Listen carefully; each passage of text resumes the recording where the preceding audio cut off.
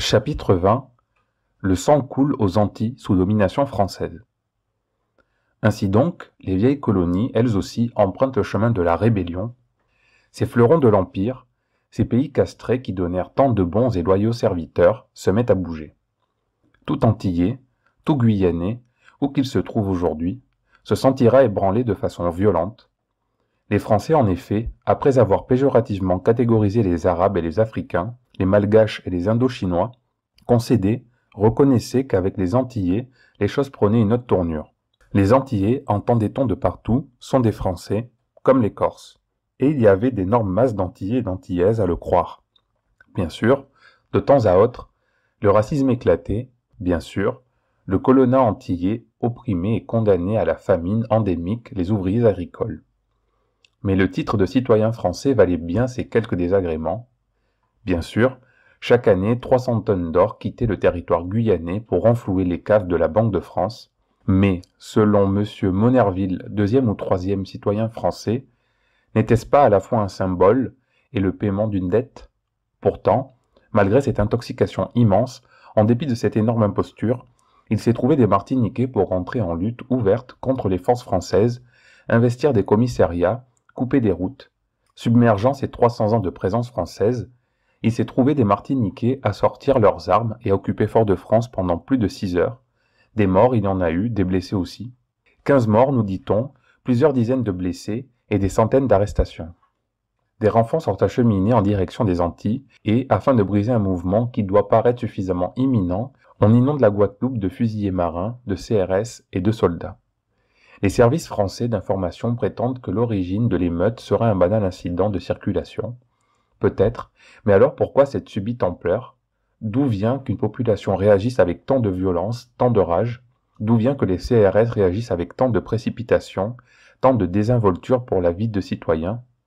En réalité, le problème est posé. C'est tant mieux.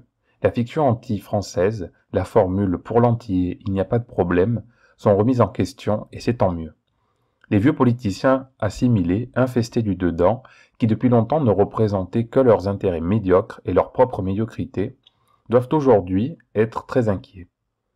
Ils découvrent soudain que des Martiniquais peuvent parfaitement être traités en rebelles par la France. Ils découvrent aussi l'existence d'un esprit rebelle, d'un esprit national.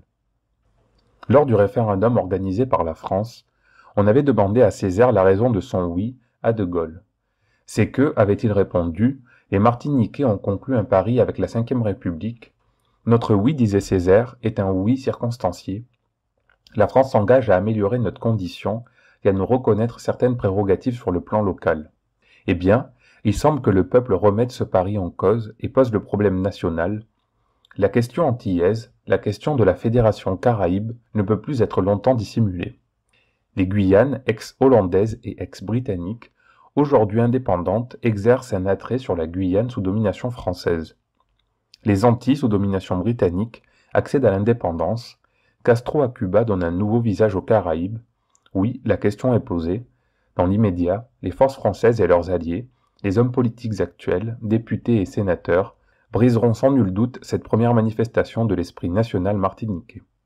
Mais nous savons maintenant que les Guadeloupéens, les Martiniquais et les Guyanais seront indépendants et constitueront leurs pays respectifs comme ils l'entendent.